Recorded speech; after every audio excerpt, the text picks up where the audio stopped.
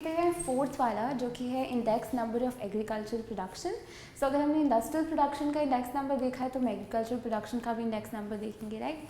So what is this tell you, ये आपको वैसे ही एक मेजर देता है एग्रीकल्चरल प्रोडक्शन कितना हुआ है उसका, and it's also a weighted average of quantitative return, यानी कि ये भी वॉल्यूम के टर्म्स में यानी क्वांटिटी के टर्म्स में, ना कि वैल्यू के टर्म्स के अंदर एक इंडेक्स नंबर है। यानी कि हम प्राइजेस से कंसर्न नहीं है, हम जिस बात से कंसर्न है वो सिर्फ वॉल्यूम है, यानी कि टोटल कितना प्रोडक्शन एग्रीकल्चरल सेक्टर में हुआ है, राइट।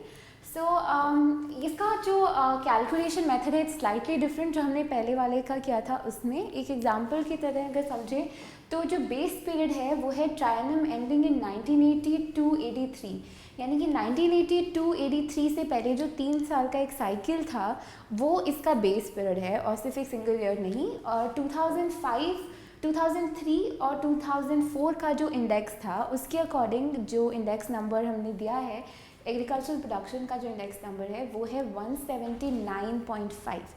सो 179.5 का बेसिक मतलब यही है कि 79.5% का इंक्रीज़ हुआ है एग्रीकल्चरल प्रोडक्शन में ओवर 3 इयर्स, यानी कि 1979 टू 80, 1980 टू 1981 और 1981 टू 1982। ये जो ट्रायनम है, ट्रायनम होता है एक 3 साल का एक पीरियड। सो ये जो 3 साल का एक पीरियड है उसके रिलेटिव जो चेंज है वो 79.5% है, फाइन। और इसके अंदर वो क्या कह रहे हैं कि क्योंकि एग्रीकल्चरल प्रोडक्शन है तो ऑब्वियसली फूड ग्रेन का जो वेटेज होगा वो सबसे ज़्यादा होगा, और है भी क्योंकि इसके अंदर जो फूड ग्रेन्स है उनका वेटेज है 62.92%, यानी कि फूड ग्रेन्स का सबसे ज़्यादा वेटेज है इंडेक्स नंबर में, एग्रीकल्चरल प्रोडक्शन के इंडेक्स नंबर में। सो अगर आप एग्रीकल्चरल प्रोडक्शन का इंडेक्स नंबर देखें तो आपको पता चलेगा कि जो फूड ग्रेन्स हैं अगर उसके प्राइजेस में चेंज होता है तो जो इंडेक्स नंबर है उस पर कितने परसेंट का इम्पैक्ट पड़ेगा, 62.92% का इम्पैक्ट पड़ेगा टोटल इंडेक्स नंबर पर, राइट।